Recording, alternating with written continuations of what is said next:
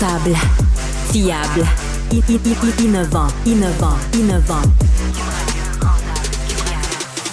Avec eux, ça risque de fluctuer. Mais soyez rassurés, vous serez en croissance sur le marché. Francis Gosselin, Philippe Richard Bertrand. Un duo qui prend pas ça pour du cash. C'est le temps de faire une petite revue d'actualité. Bienvenue dans ce nouvel épisode. Philippe Richard Bertrand, qu'est-ce qui a attiré ton attention cette semaine? Première chose, c'est, je ne sais pas si tu as lu l'article de Francis Alain, notre collègue, qui parlait que de plus en plus de gens font des prêts hypothécaires privés.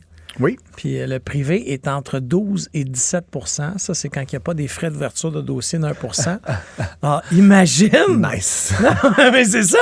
Puis, pourquoi je fais pas déjà ça? non, mais toi qui es un futur magnat de l'immobilier, non, mais imagine emprunter à 12 à 15 %. Comme nos parents. Oui, je suis d'accord, mais la valeur des maisons n'était pas la même. Ça dépend combien tu empruntes. En fait, ça dépend pas. C'est ça, mais là, je suis allé voir. Mais je suis allé voir ça, l'emprunt moyen, 380 000. Oui, j'avoue que c'est beaucoup. C'est beaucoup d'argent. Puis après ça, j'ai demandé à un privé, OK, juste dire, why, tu sais, pourquoi? Ouais. Mais Philippe, c'est super simple. Ça veut pas dire que la personne n'a pas de l'équité sur sa maison. Ça veut pas dire qu'elle n'a pas son cash down. C'est qu'elle a peut-être 2 années difficiles à cause de la COVID. Son crédit est un peu magané. Il y a un char un peu trop luxueux dans le mix, etc. Mais la personne, elle a quand même son 100 000 d'équité, mais elle refusait à la banque. OK, mais Phil, sur 400 000, c'est 60 000 d'intérêt par année. Là. Non, mais je suis d'accord, 5 mais 000 les gens... Je sais, non, mais les gens font quand même ça. Puis là, comme je te dis, je parlais à un prêteur privé, il dit, Philippe, mon risque, il y a 100 000 d'équité dans la maison. Puis il dit, by the way, 2 paiements d'hypothèque de manquer de suite, ils ont des clauses. Tu as le droit de mettre les gens dehors pour vendre la maison. Ben, c'est ça. Mais tu sais, ça n'a pas de bon sens. En tout cas, honnêtement... limite, là, les gens qui prêtent de l'argent à ces taux-là. Je veux dire, c'est quasiment usuraire. Encore une fois, entre perdre ta maison, c'est un peu ce que Francis disait, là. Pas toi, là, mais Alain, le journaliste, il disait, il y a du monde qui était sur le bord de perdre leur maison. Ouais. Pire que ça. Mais ils vont la perdre anyway. Là. Si tu payes 5 000 par mois d'intérêt, je veux dire, les gens qui vont perdre leur maison... Pire que ça, il y a des gens qui sont en renouvellement puis qui passent plus au renouvellement. Là, c'est pire. Ouais, mais là, écoute, Phil, je suis désolé, mais 15 % d'intérêt. Non, je suis d'accord. Non, moi, je trouve ça éhonté. Mais je fais juste à dire qu'il y a quelque chose qui va devoir être fait. Oui, bien, et surtout pour interdire cette pratique-là. Légiférer. Oui, puis je veux dire, surtout si tu dis quelqu'un, je reviens de ton exemple, peut-être que tu n'as pas toutes les données, mais je veux dire, quelqu'un qui a 100 000 d'équité sur sa maison, qui va emprunter 400 000 ou tout moins, là, je comprends qu'il ne passe pas au crédit là, pour différentes raisons, mais je veux dire, ultimement, il y a un taux auquel une banque va lui prêter. Là, tu comprends? Je veux dire, calculant le risque, je veux dire, il y a de l'équité pour la banque aussi. Là, tu comprends? Fait que pourquoi le prêteur privé il serait tellement smart qu'il pourrait justifier 15 %? Non, mais ils le font! Oui, je sais, mais comme je te dis, c'est en tout cas, de mon point de vue, c'est un peu d'exploiter le monde qui ne savent pas compter. Là, fait que, je suis d'accord. Post Canada. Ouais. Nos amis Post Canada. T'envoies-tu des lettres, toi, des fois, Philippe Richard Bertrand? Moi, je paye encore mes fournisseurs par chèque. Hein, tu savais ça? Donc, j'envoie régulièrement, j'achète des timbres en paquet de 100. Pour sauver. Ils sont moins chers quand tu les achètes par paquet de 100 où il n'y a pas de taxes. Oui, il y a une bébelle de même, je te le dis. Il y a une affaire de même. C'est la compagnie qui paye, je récupère les taxes, mais peu importe, j'achète, c'est juste parce que je ne veux pas en manquer. Donc, j'achète beaucoup de timbres, j'envoie beaucoup de colis. Et apparemment, grâce à ça, Post Canada se fait la pièce. Année sur année, ils font quelque chose de l'ordre de 900 millions à 1 milliard de données de revenus à partir de nos données.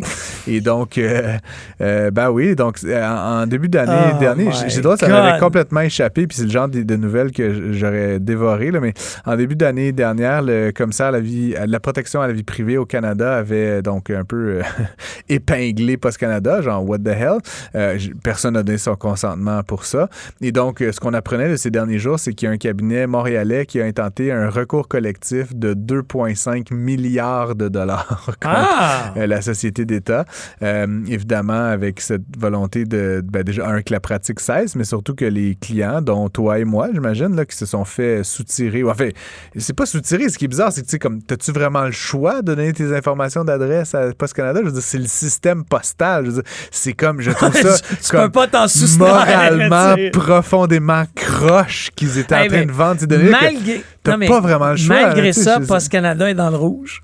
Depuis 2017, ouais, ça se peut, ça, ils perdent 260 millions. Oui, OK. Ben, en tout cas, bref, ça pour dire, donc on va suivre cette histoire de recours collectif avec beaucoup d'intérêt, mais c'est quand même pour moi un peu hallucinant. Déjà, comme l'idée est bonne dans l'absolu du capitalisme, mais genre, c'est comme tellement une idée un peu débile de comme dire, hey, on va prendre les données de comme 40 millions de Canadiens et on va les vendre à Joe Blow. Genre, il me semble que Desjardins a été dans le gros trouble pour enfin avoir eu un employé qui avait fait ça. Poste Canada, c'était comme institutionnalisé. Je trouve ça un petit peu drôle comme nouvelle, Philippe Richard-Bertrand. Je vais suivre ce dossier-là avec le plus grand intérêt. Surtout qu'on a évidemment une loi là, qui vient d'être passée sur les données privées là, au Canada. Là. Je ne sais pas si tu as un peu suivi ça. Donc, la loi 25. Là, donc, on est en plein là-dedans. Là. On est en train de passer une grosse loi très punitive. Elle est très punitive. Genre, un bras du gouvernement qui fait genre le pire des scénarios prévus dans la loi. On vend des données. Donc, je trouve ça un petit peu bizarre. Autre chose que j'ai vu, moi, dans les nouvelles, c'est que Amazon a donné le pouvoir à ses superviseurs de mettre à la porte les travailleurs qui ne voulaient pas retourner au travail. En d'autres mots, là, on est en train de vivre chez Amazon de façon mondiale l'abolition du télétravail. Sauf que tu comprends que même pour une ferme d'Amazon, quand tu veux mettre quelqu'un dehors, il faut que ça passe par les ressources humaines. C'est un processus. Là, ils ont carrément redonné le pouvoir aux superviseurs. Puis si tu refuses de revenir travailler au bureau, tu peux être carrément licencié dans un courriel. Oui. Ben, je voulais parler de ça, moi aussi, ça tombe bien. J'ai eu la chance, plutôt cette semaine, sur un projet rien à voir avec le show, mais d'interviewer Joey Coleman, qui est un auteur très célèbre, là, qui a écrit des bouquins sur l'expérience employée puis l'expérience client, notamment. Et il me disait ça, en fait. Puis c'est drôle parce que quelques jours plus tard, on voit la nouvelle sur Amazon. Et ce que me disait Coleman, en fait, c'est qu'il dit, tu vas voir, Francis, il y a plein de business comme Amazon, qui vont demander le retour au bureau. Et c'est un stratagème, en fait. Ils vont demander le retour au bureau. Évidemment, il y a plein d'employés qui vont dire « No way, je reviens pas au bureau, nanana ». Et donc, ces employés-là se retrouver en défaut d'une politique de l'entreprise, désobéir là, à leur patron. Et donc, c'est pas un licenciement... C'est un congédiement pour cause. Pour cause. Et donc, en matière de légal, en matière d'assurance, en matière de coût pour l'entreprise, puis même en matière de réputation sur les marchés, tu sais, quand tu dis je vais licencier 1000 personnes, tu sais, je veux dire, ça fait les médias. Là, c'est comme, ben non, ces gens-là, un par un, ils vont décider de pas show up. Fait que, désolé, les RH, ils vont te signaler ta fin d'emploi pour cause. Et donc, il y a, Amazon, évidemment, qui est un peu mis de l'avant dans cet article-là, mais je pense qu'on va voir beaucoup d'autres entreprises utiliser un peu cette même logique-là. C'est machiavélique, mais je trouve ça incroyable. C'est brillant. Avoue que c'est brillant. Du côté patronal, c'est très, très brillant. Machiavélique, on dirait que ce segment, c'est juste plein d'idées brillantes, mais complètement immorales. Joey Coleman, juste pour ceux que ça intéresse, Never Lose an Employee Again, puis Never Lose a Customer Again, c'est 2 best-sellers américains, très, très bons livres. Puis encore une fois, j'ai eu la chance de parler cette semaine. Puis comme je te dis, il avait prédit que ça arriverait. Puis comme de fait, quelques heures plus tard, je tombe là-dessus. Je voulais parler d'immobilier, Phil. J'aime ça parler d'immobilier. Tu sais peut-être, là, mais il y a tout un truc qui se trame là, autour de la taxation des immeubles locatifs neufs. Au niveau fédéral, là, je pense que c'est fait ou ça va être fait, mais on va abandonner donc de charger la TPS. Puis ce qui est un peu particulier quand tu regardes différentes provinces canadiennes, c'est qu'à part au Québec, il y a une taxe souvent. Tu as la TVH. Ici, on a 2 taxes. Puis la plus grosse des 2, c'est la TVQ. On gère très bien notre argent au Québec. Oui, mais mon point est tout autre, en fait. C'est qu'en fait, le problème, c'est que si le gouvernement du Québec ne suit pas la parade puis continue à taxer, l'enjeu, c'est pas les gens, ils vont pas déménager en Ontario. Non, ça, je suis d'accord avec toi. Il y en a une couple, mais l'enjeu, c'est les capitaux. Puis les capitaux, c'est les milliardaires là, ou les gens qui ont des dizaines de millions de dollars puis qui cherchent des opportunités. C'est sûr qu'ils vont être beaucoup plus intéressés avec un deal dans lequel tu peux fabriquer, construire et mettre en location à Toronto, à Calgary, etc., où il n'y a pas de taxe de vente. Et donc, ça rend le truc beaucoup plus accessible pour un locataire prospectif qu'ici, dans l'éventualité où c'est maintenu, où il y a une charge de 10 % qui s'ajoute sur la totalité du projet une fois qu'on le met en location. Vente. Et donc, encore une fois, il y a Isabelle Melançon, qu'on a accueilli plutôt cet été à l'émission, qui est la présidente directrice générale de l'Institut de développement urbain, un regroupement là, de promoteurs et développeurs immobiliers qui sonne un peu la sonnette d'alarme en disant, encore une fois, c'est vraiment la fuite des capitaux, là, la crainte qu'on a ici.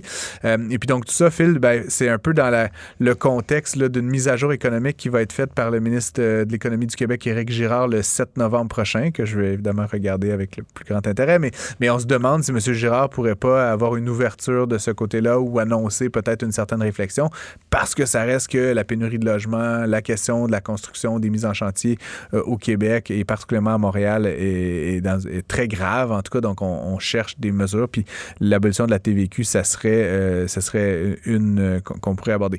Par contre, évidemment, tu peux t'imaginer, Phil, à la quantité d'unités de logements qui se fabriquent au Québec chaque année, même juste dans le locatif, c'est beaucoup, beaucoup, beaucoup d'argent que le gouvernement surtout qu'on n'arrête pas de dire qu'il manque... c'est pas toi qui disais qu'il en manquait, je veux pas, 100 000, c'est 100 000 logements. Ouais. On veut pas. Mais d'un autre côté, est-ce que c'est... Moi, j'ai parlé avec des développeurs immobiliers, là, j'ai quelques clients dans ce domaine-là. Puis, tu sais, l'inflation fait pas mal plus mal en ce moment, puis les taux... T'sais, les matériaux coûtent plus cher, les emplois coûtent plus cher. Oui, mais c'est une combinaison d'affaires, Phil, mais ça reste que 10 %, là, c'est pas une petite différence. Là, tu peux jouer sur l'efficacité, la productivité, les matériaux, mais c'est ça, c'est les taxes, les deux certitudes dans la mort. Dans la vie, ouais, c'est... manqué ma blague. Deux certitudes dans la vie, l'impôt et la mort. Donc, bref. Une petite dernière pour la route, Phil? Oui, bon, de plus en plus de sociétés de transport, là, on va parler de la RTC, là, qui est la Société de transport de Québec, là, qui s'appelle le réseau de transport de la capitale, a un déficit de 30 millions estimé pour 2024. By the way, la Société de transport de Montréal... C'était 78 millions de mémoire. Exactement. Puis là, bon, Québec, la ville de Québec sort l'artillerie lourde et demande une taxe sur les matriculations. Je vois juste ta face, puis je suis comme, non. Ils demandent une taxe sur les matriculations. Alors ça veut dire qu'ils vont prendre des codes régionaux, puis si tu habites à Québec... tu vas avoir une taxe spéciale. C'est pas fait. Ils ont demandé. Non, c'est ce qu'ils vont demander. Mais tu sais, on a déjà vu ça, là, by the way. Je sais pas si tu as déjà regardé, quand tu reçois ton permis de conduire, il y a plein de lignes. Transport collectif. Il y a plein de lignes. Alors là, je suis pas sûr que les gens de Québec vont aimer ça. Je sais pas si tu te rappelles, à un moment donné, même Montréal, il y a très, très longtemps, là, je ne veux pas me tromper de maire, mais c'est soit le maire Doré ou le maire Bourque avait dit que ceux qui rentraient travailler à Montréal devraient payer plus cher. Payer pour l'immatriculation? L'immatriculation, parce que tu travaillais à Montréal. Tu utilisais Montréal, mais tu n'habitais pas, tu payais pas tes taxes foncières à Montréal. Moi, je vais être très impopulaire là, en disant ça, Phil, mais j'ai déjà eu, c'est avec toi que je pense que j'ai eu ce débat-là cet été, mais moi, je suis très favorable au péage, là, par exemple. Ah non, mais moi aussi. Okay, ça... parce que déjà... Utilisateur payeur. Mais après, c'est ce qui est particulier des sociétés de transport, puis c'est une grande question.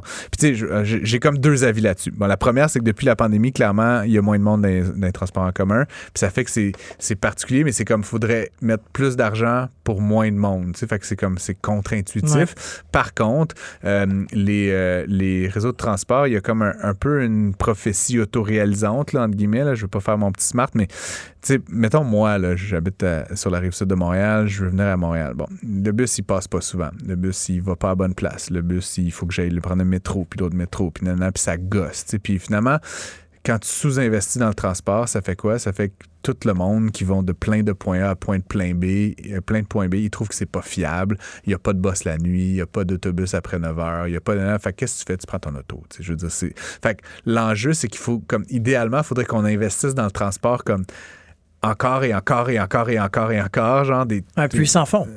Oui, mais jusqu'à ce que... y ait tellement d'offres Non, que ça mais soit comme... Francis, c'est toi Ouais. qui parlais d'un leg avec le REM. Ouais. On a fait un grand leg. Je- J'ai hâte de voir les statistiques d'occupation du REM. ça parce marche que, bien, le REM. hey, tu me verras pas dans le REM. Pourquoi pas? J'ai peut-être l'essayer pour Tu faire fais du juste fun. bouder. Mais non, mais dans mon auto, par contre, je le vois passer sur le Ok, pont. ouais. Je l'ai Tu lui fais-tu jamais... des petits fuck you. Mais je l'ai jamais vu plein. Mais non, mais... Je l'ai jamais vu plein. Puis je le t'arrives prends, à la je job prends- à 10h le non, matin. non. En fumant ton Hey, cigare. Non.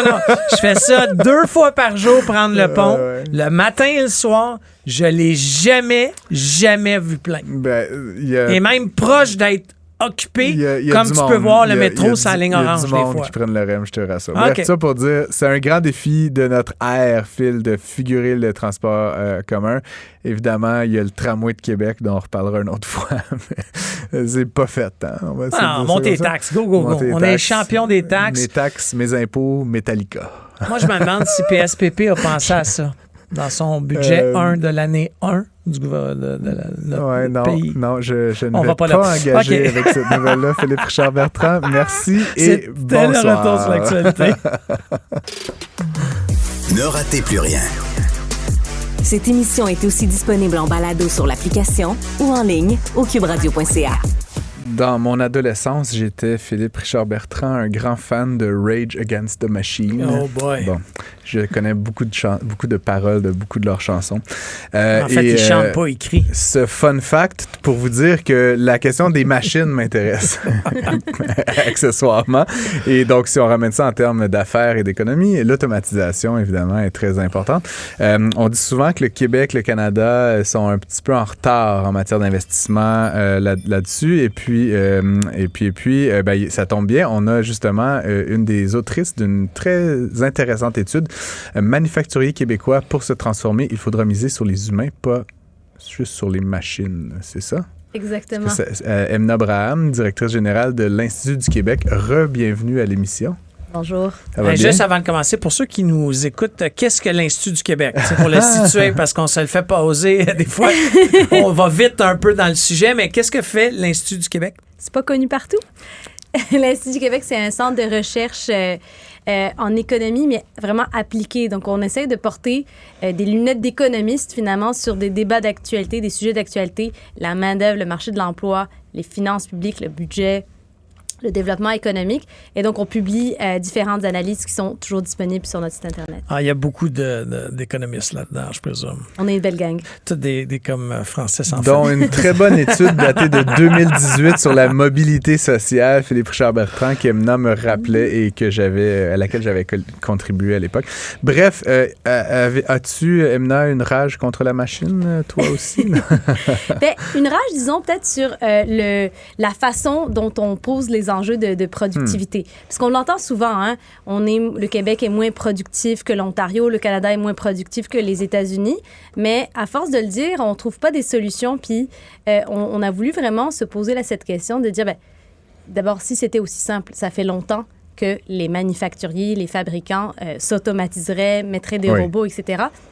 S'ils le font pas, ou s'ils le font moins que ce qu'on voudrait voir, ben c'est parce qu'il faut aller trouver des nouvelles solutions. Donc, on s'est un peu posé cette question-là. Puis, d'abord, il y a un écart de productivité entre le Québec et l'Ontario. Pour le secteur manufacturier, c'est à près 5 %. Pourquoi il y a cet écart de productivité-là? D'abord, il faut reconnaître qu'il n'y a pas une seule explication. Non, C'est difficile de mettre le doigt sur une chose qui On est fait... juste généralement pas très bon, c'est ça? Non, ben, par exemple, ce qui l'explique en partie, tu sais, par exemple, pourquoi le Canada est moins productif que les États-Unis, c'est beaucoup parce que à cause de la taille des entreprises. Plus de plus petites entreprises dans l'ensemble du Canada qu'aux États-Unis, par exemple. C'est aussi parce qu'on a moins de jeunes pousses prometteuses, disons, que dans d'autres pays, notamment en Europe. Mais l'écart entre le Québec et l'Ontario, il s'explique beaucoup aussi par ce qu'on fabrique finalement. Donc, au Québec, il y a des secteurs qui sont typiquement moins productifs. La transformation alimentaire, par exemple. On va en avoir beaucoup plus au Québec qu'en Ontario. La même chose, il y a des secteurs qui sont super productifs comme la fabrication automobile. Bien, il y a plus d'entreprises de ce type-là en Ontario. Donc, l'écart de productivité, il s'explique beaucoup par ça. En fait, c'est super intéressant parce que la semaine passée, on a reçu le président de Vention, Oui. OK, qui est une boîte là, qui Vention, je pense. Vention, Faut bon, dire en Vention, français. Vention. Mais ce qu'il nous disait, moi, ça m'a vraiment frappé, ça. Il expliquait la faible robotisation, la faible machine au Québec, aussi parce que il y a 20 ans, on a privilégié un secteur d'activité qui s'appelait l'aérospatial. Puis l'aérospatial, c'est toutes des petites commandes. Tu sais, tu comprends? Il y a 20 avions qui se vendaient dans l'année. Donc, tu sais, si c'est un train d'atterrissage, mais t'en fais pas 2000, tu fais 20 trains d'atterrissage. Alors, ça valait pas la peine au Québec de s'automatiser. Est-ce que c'est une lecture que tu sais, là, je te lance ça très à froid, mais qu'est-ce que tu penses de ça? Moi, j'avais trouvé ça vraiment révélateur la semaine passée. Bien, c'est une des choses que, par exemple, Véronique Proulx de Manufacturiers Exportateurs du Québec, avec qui on a fait l'étude, Ouais. elle nomme souvent. C'est le fait qu'on va avoir ce qu'on appelle un high mix, low volume au Québec. Ça veut dire qu'on va avoir plusieurs types d'entreprises très diversifiées Avec des qui bas font de volumes. faibles Ouais. volumes. Puis là, ça devient plus difficile à automatiser, disons. Ça devient moins logique même, à la limite. C'est-à-dire, l'objectif de la machine, c'est de faire beaucoup de répétitions. Exactement. Ouais. Sauf que là, aujourd'hui, la productivité, c'est pas une fin en soi. Le défi qu'on a actuellement, c'est celui beaucoup de la pénurie de main-d'œuvre. Donc, on a besoin de s'automatiser, de robotiser certains processus parce que tout simplement, on n'arrive plus à trouver les personnes pour combler ces postes, pour faire certaines de ces tâches-là. Donc, ça peut peut-être expliquer l'écart, mais vraiment, là, l'enjeu qu'on essaye de régler, c'est celui de la pénurie de main-d'œuvre. Mais par rapport à la productivité, l'aspect de secteur, là, de type d'entreprise qu'on a, c'est aussi pour ça, en partie, pour lequel on voit le gouvernement actuellement aller chercher à attirer des investissements dans des filières de pointe, la batterie, etc. Parce que l'idée, c'est qu'on veut venir tirer la moyenne du Québec vers le haut en attirant davantage d'entreprises qui vont être plus robotisées, plus productives.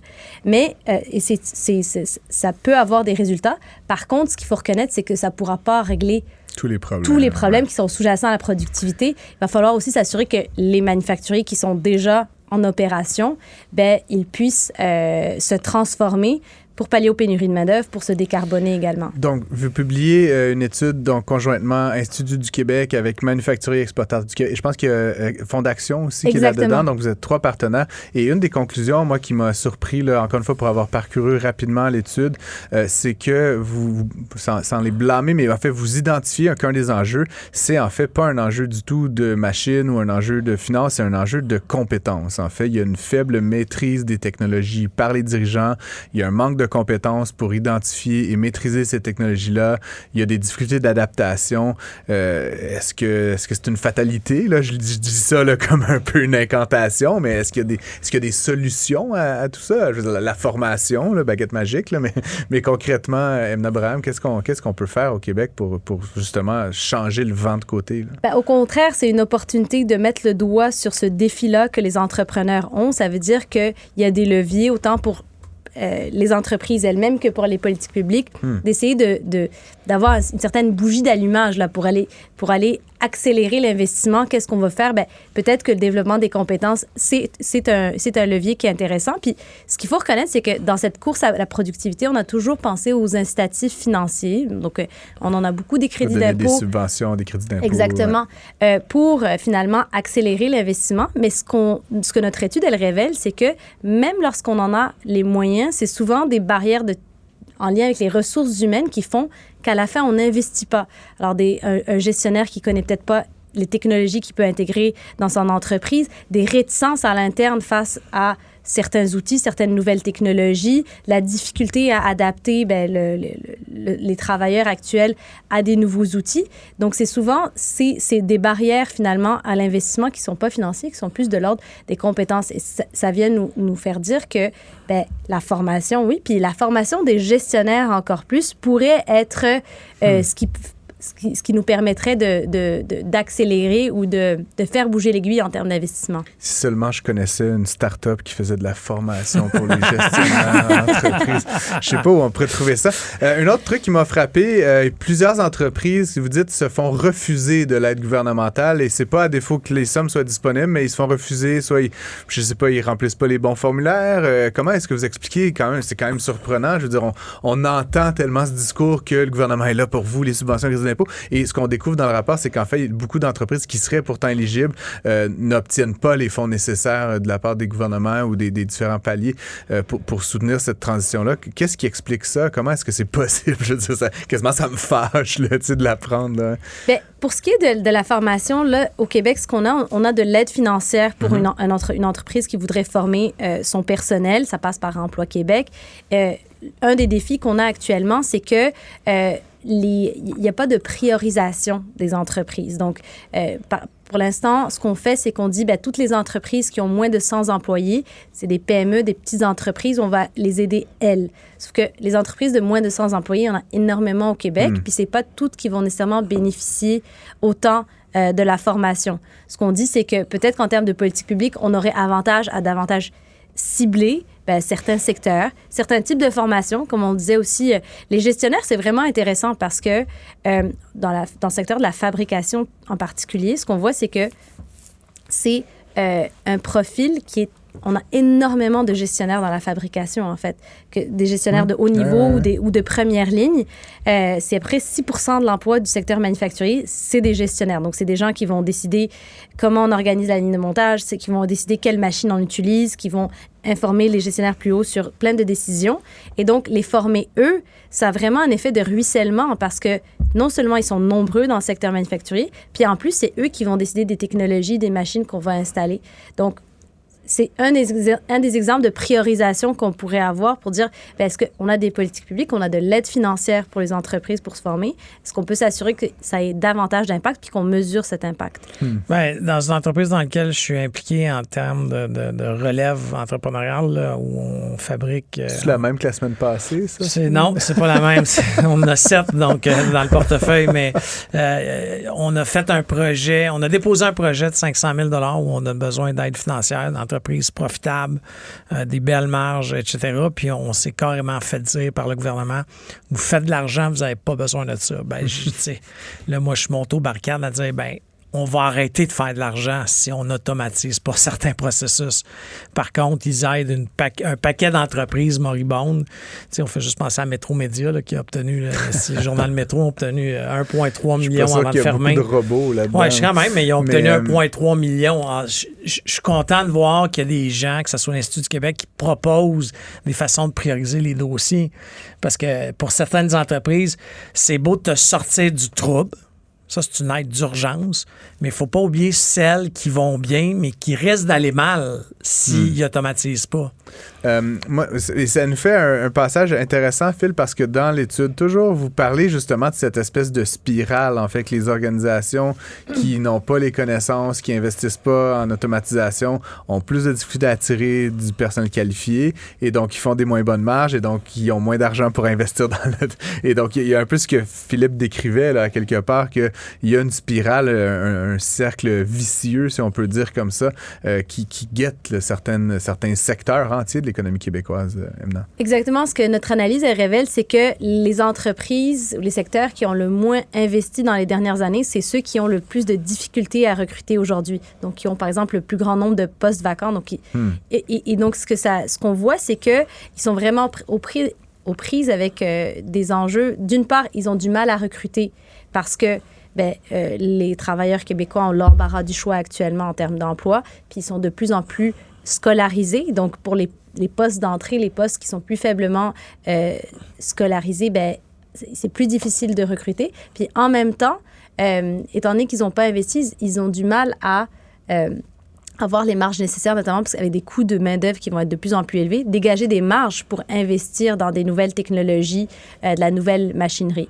Et donc, c'est pour ça qu'on se dit, essayons de penser à l'extérieur de la boîte, puis qu'est-ce qui peut briser ce cercle vicieux-là. On pense à des entreprises qui ont opéré historiquement sur la base d'une main-d'œuvre qui était relativement abondante, qui était relativement peu qualifiée, bon marché, mais on n'est plus dans cette réalité-là. Donc, eux, ils se trouvent au dépourvu. Comment est-ce qu'on peut les aider? C'est vraiment... c'est pour ça qu'on dit la formation peut aider à briser ce cercle vicieux-là. Puis, on parlait de politique publique puis de l'aide financière gouvernementale. C'est une partie de la solution, mais on est conscient que c'est pas la seule solution parce que ça suffira pas. il y a vraiment un rôle important à jouer des entreprises elles-mêmes, puis notamment des grands donneurs d'ordre. Les grandes entreprises qui achètent des PME, elles ont besoin que leurs fournisseurs aussi soient plus productifs, qui continuent à opérer, pour qu'elles continuent à opérer. Donc, les grandes entreprises ont peut-être aussi ce rôle à jouer là, de tirer vers le haut leurs fournisseurs. Il faut faire attention aussi quand souvent on pense que automatiser, c'est simple, on rentre des machines, mais dans quelques dossiers, il y avait un problème de littératie, dans le sens que les gens ne savent pas écrire et lire.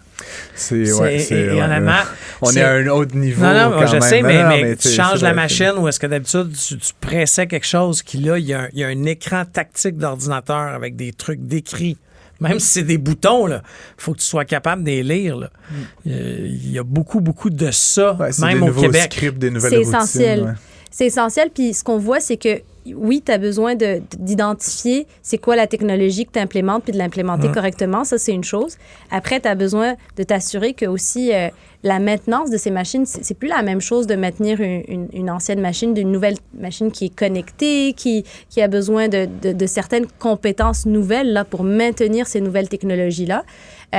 Puis, tu as besoin aussi que les opérateurs qui opèrent ces machines-là, ça puissent le faire, puis ça passe beaucoup par la littératie, être capable de lire les instructions, être capable d'opérer ces machines-là. Donc, finalement, le rapport s'intitule « Former pour mieux performer ». Le titre que j'ai donné tout à l'heure, c'était le communiqué de presse. C'était vraiment long. Bref, c'est un rapport de l'Institut du Québec en collaboration avec Manufacturiers et Exportateurs du Québec et Fonds d'Action. Donc, très bonne étude qui vient de sortir la semaine dernière, finalement, et puis qu'on incite évidemment nos auditeurs à aller lire. C'est sur le site de l'Institut du Québec. Là, je l'ai devant les yeux. Ça se lit quand même bien. Là, comme je le dis, je l'ai parcouru une petite vingtaine de pages bien tassées, là, comme des économistes comme moi aiment ça. Emna Braham, merci d'être revenu à l'émission. Puis chaque fois que vous publiez quelque chose, là, on vous invite pour en parler. Là, c'est toujours fascinant. Merci pour l'invitation. Merci.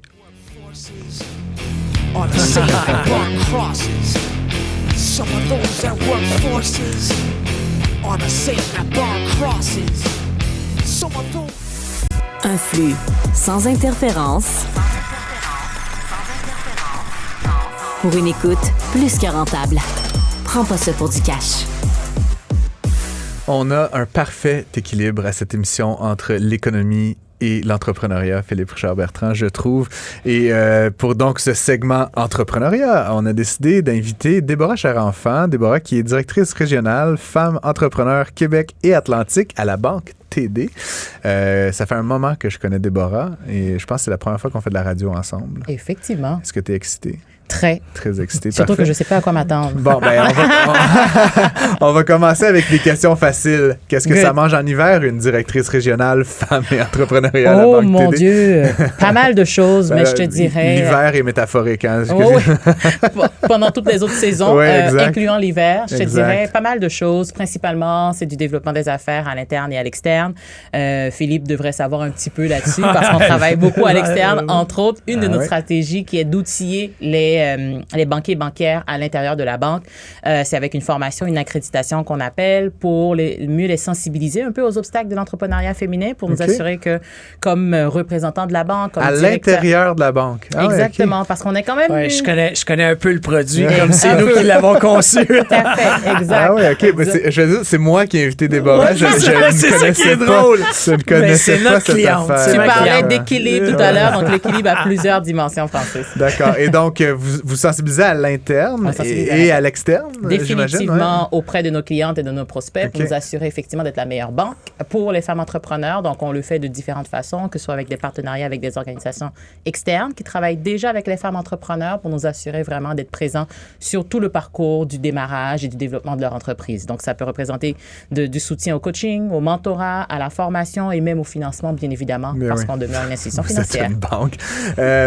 Donc, tu dis à toutes les étapes, étapes, mais là, je t'ai connu très impliqué dans la communauté des jeunes. Puis donc, qui dit jeune, dit communauté, dit beaucoup start-up, évidemment. Est-ce que ça fait partie de ton... Tu vas me dire oui, là, mais je veux dire, entre, je sais pas, là, les business qui font 3 milliards, puis la business c'est un PowerPoint, là, comment tu répartis ton temps, disons ça comme ça? C'est une très bonne question parce que, bien évidemment, à cette époque-là, quand tu m'as connu, je garde, j'allais dire un pied, j'ai plutôt envie de dire 2 pieds dans cette communauté de start-up, que ce soit en tech, mais vraiment pré-démarrage, parce que c'est très proche de moi. J'avais aussi lancé une petite entreprise, donc c'est une communauté, un réseau que je détiens encore. Mais c'est vrai que la banque, pour fonctionner, pour évoluer, a aussi ses entreprises niveau commercial, donc qui sont dans les chiffres que tu nommais tout à l'heure. Et la part des choses, et heureusement, je ne suis pas seule dans mon rôle, donc ça aussi, ça fait en sorte que je puisse partager mon temps entre ce qu'on appelle les petites entreprises et les entreprises beaucoup plus au stade commercial. On est 6 à travers le pays, donc c'est vraiment comme ça qu'on est en mesure d'aller couvrir toutes les étapes, comme je le disais, du parcours, mais aussi tous les... niveau d'entreprise, qu'elle soit au stade commercial ou au stade je me rappelais que tu avais créé une entreprise, Atelier Coloré, c'est ça? C'était des vêtements, essentiellement. Puis là, donc maintenant, tu as vendu ton âme et tu es devenue une banquière, c'est ça? Je ne sais pas si j'ai vendu mon âme, j'ai rejoint l'autre côté de la médaille, on va dire ça comme ça. The dark side. Bright side. The bright side, excellent. Le côté, en fait, moi...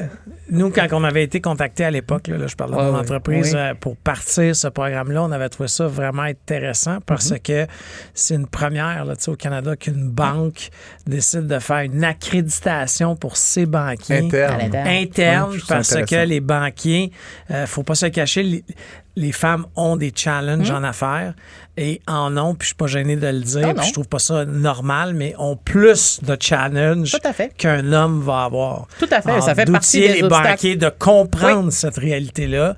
Nous, à l'interne, c'est un projet qu'on a vraiment trippé, là, qu'on a réalisé il y a à peu près, je vais dire, 2 ans. Là, mais je rajoutais 2 ans de pandémie, donc ça fait 4 ans. c'est ça. Mais qui était vraiment fantastique, tu sais. Merci. Effectivement, c'est un obstacle qu'on peut nommer, le fait que les femmes ont plus de difficultés d'accès au capital, mais encore plus au capital qui vient des banques. Donc, c'est pourquoi ça rend encore plus ce projet, ce partenariat-là encore plus important en ce sens-là, parce qu'on permet en fait, c'est sous prétexte d'être une émission d'économie et de gestion, tout ceci est une vaste infopub pour la compagnie affiliée. J'en parle pas prévu jamais. Comme ça. Jamais, genre entre 5 et 10 fois par show. Mais... c'est n'importe quoi. Je sais pas quel âge, et on ne parle jamais de l'âge des femmes, mais mettons, en 1981, je vais prendre une date comme ça, il y avait 28% des femmes qui étaient des travailleurs autonomes. 20 ans plus tard, en 2001, il y en avait 32%, donc c'est 4%. 2021, là, les plus récentes statistiques, 37%. Donc, on voit quand même une lente progression. Ouais. Et là, je regarde les travailleurs autonomes, parce que, en tout cas, moi, je navigue entre le travail autonome et l'entrepreneuriat depuis le début de ma carrière, mais évidemment, c'est comme la première étape avant de faire de nombreux entrepreneurs, c'est d'avoir des femmes qui ont le courage ou le loisir ou le luxe, le goût, etc. Ceci dit, à ce rythme-là, on ne va pas atteindre la parité avant la fin de ta vie, Déborah Cher-Enfant. Même si je souhaite que ma vie soit très longue. Très long. Mais effectivement. Je ne sais pas quel âge tu as et je ne sais pas combien de temps tu vivras. On va toucher du bois, mais disons que j'ai encore une couple d'années à donner, non seulement dans ce réseau-là, Francis, mais aussi dans ce bas monde. Mais effectivement, à ce rythme-là, on voit. Ça prendrait comme 40 ans encore, le grosso modo. Bah, écoute, peut-être avant la fin de ta vie. La parité en tant que telle, je pense que dernièrement, l'OCDE avait chiffré que ça prendrait au moins 120 ou 140 ans pour atteindre cette parité. Parce qu'il y a comme des rendements marginaux décroissants, exactement. Peut-être. Et aussi, si on se compare à d'autres pays, donc des fois, quand on se compare, on se console. Dans ce cas-ci, on peut dire que c'est vrai. Au Québec, ça progresse. Au Canada aussi, on se retrouve avec quand même un bon taux. Mais comparativement à où on était il y a 20 ans, c'est sûr qu'on peut se dire on n'est pas là où on devrait se rendre. Au Québec, ça augure plutôt bien parce que, justement, 2022, on est proche de 40%, donc on est dans une zone paritaire, on peut dire, donc c'est positif. Mais là encore, ce sont des travailleuses autonomes, donc des très petites entreprises. Oui, donc... mais comme je dis, je vois ça comme une préfiguration à l'entrepreneuriat. Non, mais déjà, juste en technologie, il y a 20 ans, là, des femmes programmeurs. J'ai l'impression qu'il n'y en a pas tant plus. Je dis pas ça. Mais en tout cas, mais honnêtement, moi, je trouve qu'il y en a plus. Comme moi, j'en ai 3 bureaux. Puis, tu sais, ça amène une saveur, une couleur à un département qui est extraordinaire. À ton bureau de ta compagnie, t'en as? Non, mais je pense que c'est quelque chose qu'il n'y avait pas il y a 20 ans. Mais tu sais, sur une équipe, aujourd'hui, ça représente 30 % de notre équipe. Exact. Ce qui est déjà pas pire.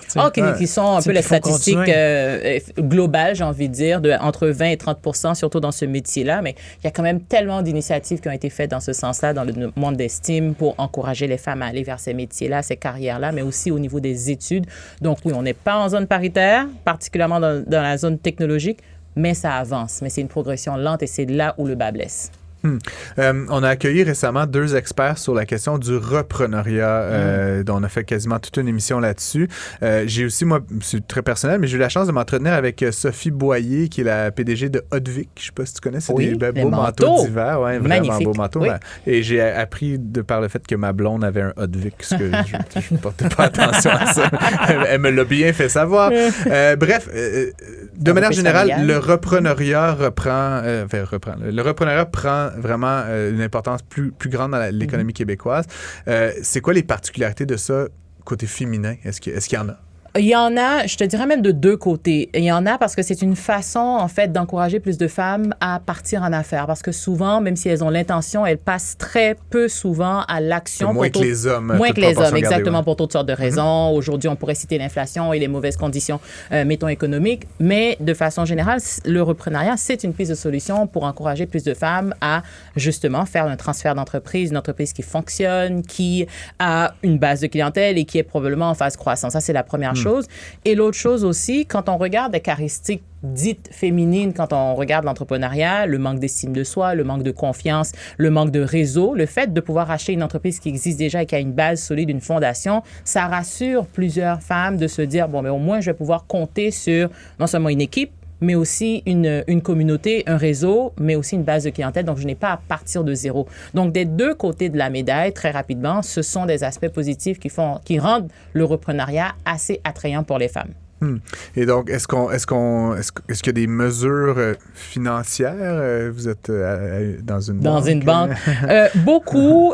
Spécifiquement, non, je te dirais très honnêtement. Par contre, ce qu'on regarde, c'est dans des industries beaucoup plus très spécifiques. Dans l'immobilier, on voit beaucoup. Dans le domaine de la santé aussi, on voit que les femmes, que ce soit dans un contexte familial, veulent reprendre les rênes de l'entreprise familiale, mais aussi veulent aller chercher du financement à ce titre-là auprès de la banque pour aller acheter une entreprise qui fonctionne déjà. Donc, on a beaucoup vu ça pendant la pandémie, particulièrement les maisons de retraite dans le domaine de la santé et aussi en immobilier. Donc, des entreprises en construction, on a vu la progression énorme de la mise en chantier de plusieurs types d'immeubles, etc.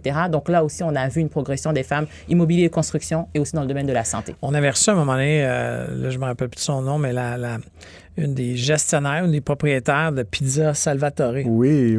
Puis elle disait que ils avaient l'œil attentif, un petit peu plus attentif, quand une femme faisait une demande de franchise. C'est un modèle totalement différent, mais ils regardaient un petit peu plus. Non, mais pas de façon... Là, vraiment, eux, ça les intéressait beaucoup parce que ce qu'elle semblait dire, c'est que les femmes étaient attirées, justement, comme tu viens de dire, par le fait que ça existe. Il y a un plan de match. Donc, c'est peut-être moins... Ça rassure. C'est exactement. Oui, ça rassure. Puis, on avait reçu aussi... en fait, c'est bizarre, hein, tu vois, on a reçu un autre, Audrey Bernard, elle, je me rappelle de son nom, mais qui est rendue à 5 ou 6 McDonald's avec... Qu'elle a pris comme franchise elle-même. Oui, mais elle a racheté, je pense, 2 à son père, mais les 3 autres, c'est d'elle-même. Audrey Bernard qui a aujourd'hui, je pense, 400 employés répartis sur 5 McDonald's.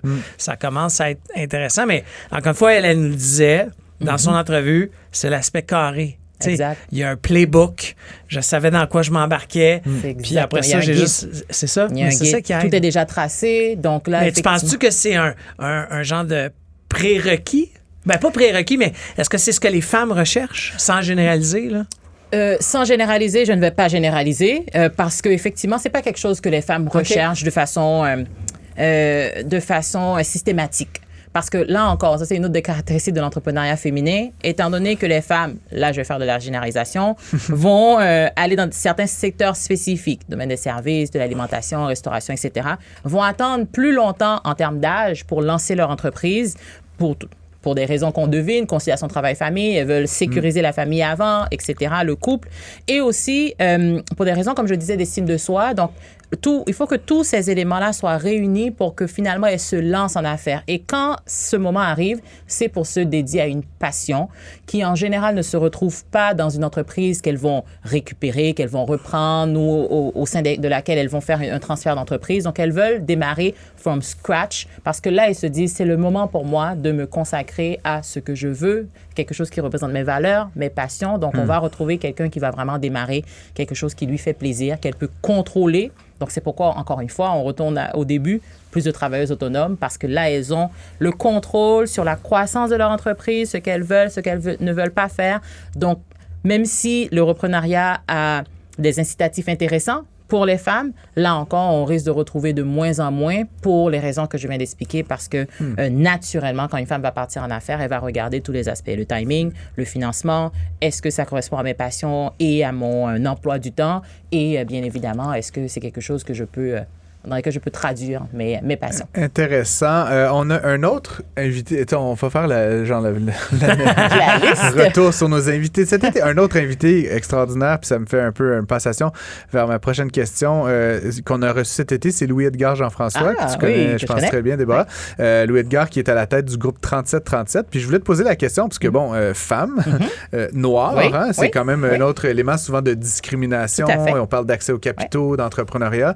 Est-ce que je sais pas, via la Banque TD ou toi-même, là, citoyenne Déborah Cher-Enfant, c'est quoi ta réflexion justement sur cette conjonction, là, si tu veux, entre ces deux éléments-là? Au-delà de la réflexion, Francis, il y a aussi la réalité, je te dirais, c'est que tu l'as très bien nommé, oui, ça rajoute à la discrimination qu'on peut voir dans tous les milieux et particulièrement dans l'accès au capital, et ça, c'est documenté, c'est recherché, c'est publié, même de plus en plus maintenant, et entre autres, le groupe 3737 contribue à ça, c'est que quand on est une personne racisée, quand on est une femme racisée, on est encore plus loin de ce réseau de soutien naturel de l'entrepreneuriat féminin. Donc, par exemple, l'accès au capital, on le disait, de façon générale, c'est plus difficile pour les femmes. Les femmes vont demander moins d'argent aussi. Ça, c'est un autre problème qu'on pourrait peut-être élaborer. Mais pour les femmes racisées, c'est encore plus difficile parce qu'elles ne maîtrisent pas les codes. Soit elles sont nées ailleurs. Moi, dans mon cas, je suis née en Haïti. Ah oui. Ça fait 18 ans que je suis ici. Et donc, il y a se développer, comprendre les codes ici, comprendre un peu le réseau des banques, comment ça fonctionne ici, des banques de la façon occidentale, parce que c'est pas la même façon partout. Et quand on parle de femmes racisées, il faut aussi parler des fois, il faut rajouter aussi les femmes autochtones, donc qui ont aussi des fois d'autres systèmes financiers auxquels elles sont habituées au sein de leur propre communauté. Donc là encore, ça rajoute un peu aux obstacles, et c'est une réalité vraiment très, très, très concrète qui est mesurée. Et tout ça à la TD, là, sans vouloir faire l'infopub de la TD cette fois-ci, mais j'imagine que vous le prenez en compte. Puis je veux dire, je peux pas m'empêcher de te demander la question, Déborah, mais tu sais, pour moi, l'archétype du banquier, c'est un homme blanc de 56 ans, là, mais est-ce que c'est ça à la TD, ou vous avez aussi, tu sais, à l'interne, fait des efforts de dotation, de diversité, justement, parmi vos rangs pour s'assurer de refléter cette diversité des cibles de financement puis d'encouragement? 100%, puis à plusieurs niveaux à ta question. Je vais essayer de répondre à tous ces niveaux, si je me rappelle bien, mais par rapport à... 2 minutes. Oui, c'est ça. Par rapport à la représentation dans les équipes, c'est sûr que oui, la TD, ça fait plusieurs années, même concrètement, ça fait près de 20 ans que la première stratégie en matière de diversité de la TD a vu le jour. Donc, c'est quand même une des banques pionnières en la matière, diversité et inclusion, pas seulement au sein de la communauté qu'elle dessert, mais aussi au sein de ses rangs. Donc oui, en termes de représentation, c'est super important. Par rapport même au visage des banquiers bancaires, c'est pourquoi justement on parlait de l'accréditation sur laquelle on a travaillé, pour nous assurer d'avoir des femmes, plus de femmes banquières, des hommes banquiers aussi, parce que c'est à deux qu'on va réussir à faire bouger l'aiguille, d'une part, mais aussi la Banque TD, où il y a ce segment dont je suis responsable pour le Québec, mais aussi depuis 3 ans maintenant, un segment dédié aux communautés noires, dont l'intersectionnalité aussi est importante. Donc, femmes, communauté noire, depuis bien avant ces 2 nouveaux segments, il y a eu le segment au sein de l'ATD LGBTQ2+. Ouais. Donc, ça aussi, ces éléments-là, on est en mesure d'aller les chercher pour faire valoir un peu les différentes facettes d'identité des clientes et clients qu'on accompagne. Comme ça, on peut vraiment amener toute la banque auprès de En fait, notre et communauté. by the way, l'ATD a été la première banque aussi à faire un programme pour la communauté LGBT. Oui. Là, je suis plus capable. Il y a tellement de... 2 Ouais, c'est ça. LGBTQ2+. C'est ça, merci. Merci, mais ça a été la première banque canadienne et ça avait été reçu Très positivement. Très positivement, Oui. mais Au début? Au début. Comme dans tout. C'était pas évident, mais Pas évident, effectivement. mais effectivement, c'était une très belle marque d'avancement sociétal. Ah ben merci, Philippe. Effectivement, je transmettrai les félicitations non seulement à ma collègue Martinois, qui est responsable pour le Québec et l'Atlantique. Et effectivement, la TD non seulement a été la première, est encore la seule banque qui a une équipe dédiée à cette communauté-là. Donc, c'est quand même important de le rappeler. Donc, Déborah, combien d'échelons il reste avant de remplacer Bharat Masrani, dis-moi, à la tête de la TD? Ouais. Oh mon Dieu, on parle d'échelons en termes d'années ou d'échelons? Je peux te revenir avec la question, je vais dormir là-dessus. Bon, peut-être mieux que tu n'y répondes pas. Déborah Cher-Enfant, directrice régionale, femme entrepreneur, Québec et Atlantique à la Banque TD. Merci beaucoup d'avoir été avec nous. Merci à vous deux. Merci, Francis. Merci, Philippe. Ne ratez plus rien. Tout ce que vous venez d'entendre est disponible sur l'application Cube ou le site cuberadio.ca. Prends pas ça pour du cash, Phil, mais les gens, ils dépensent de l'argent pour l'Halloween. Il en dépense-tu vraiment? Quand même, je suis surpris. Puis tu sais, c'est toujours drôle de comme on peut dire le ménage moyen. Là. Le ménage moyen, c'est quelque chose comme entre 50 et 75 $ par année au Québec. Oh! Et ce qui me frappe encore plus, économiste un jour, économiste toujours, c'est que tu fais le consolidé de tout ça. C'est 264 millions de dollars au Québec qui a été dépensé l'an dernier. Ça, c'était l'an dernier. C'est beaucoup de bonbons. Puis c'était pas beaucoup, parce qu'avant la pandémie, c'était comme $1 demi-milliard qui était dépensé. Fait que ça a baissé. On est plus cheap qu'on l'était. Dont toi, d'ailleurs, tu me disais que tu ne donnes pas de bonbons cette année.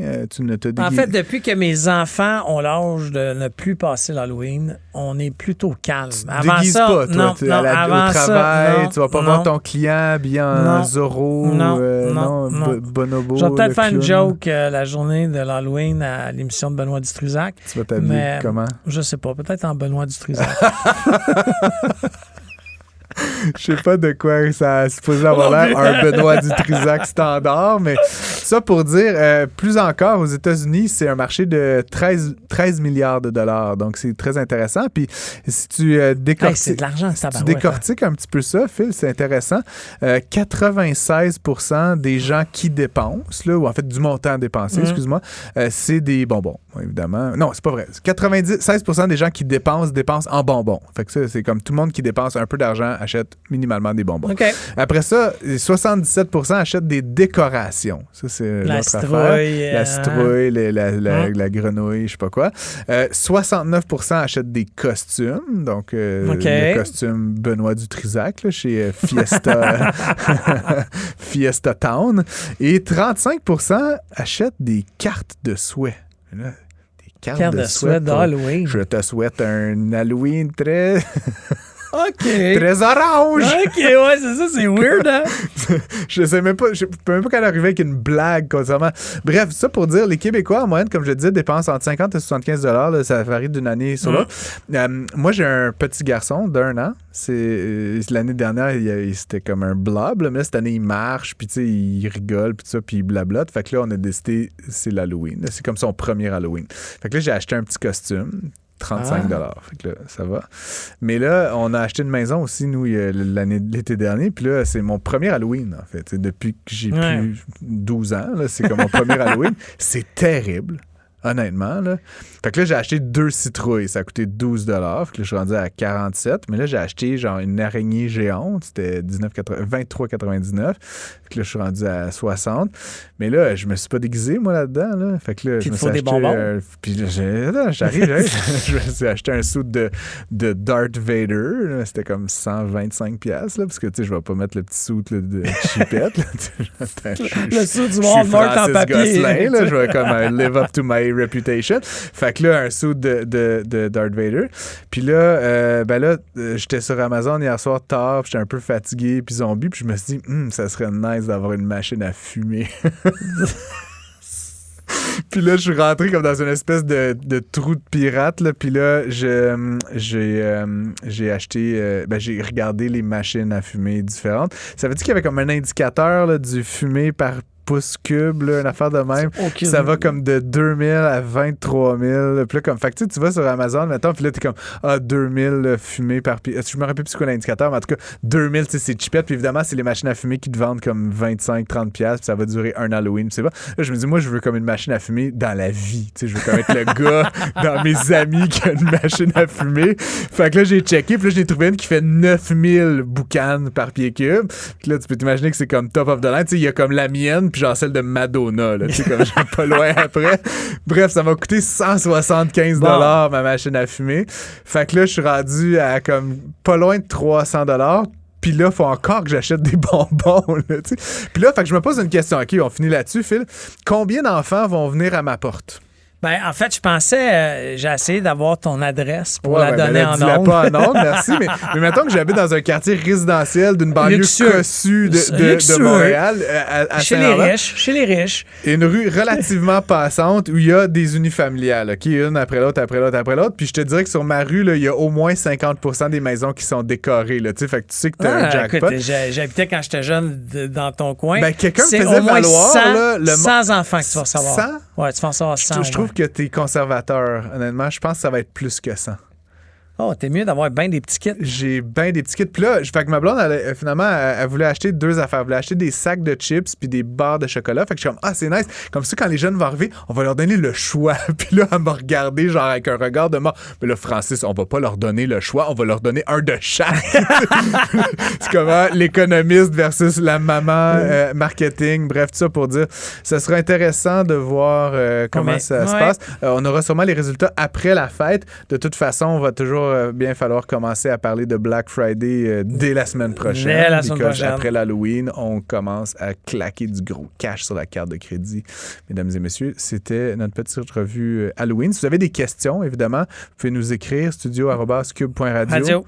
Phil sur LinkedIn, Facebook, TikTok, Instagram. Non. Trouvez Phil sur les internets et moi de même, Francis Gosselin. Je suis pas trop difficile à trouver. Écrivez-nous, on est toujours ravis de prendre vos questions. On aime bien ça. Très bien. Bonne soirée. Moi, je me glisse comme une ombre noire et je transforme vos rêves en cauchemars.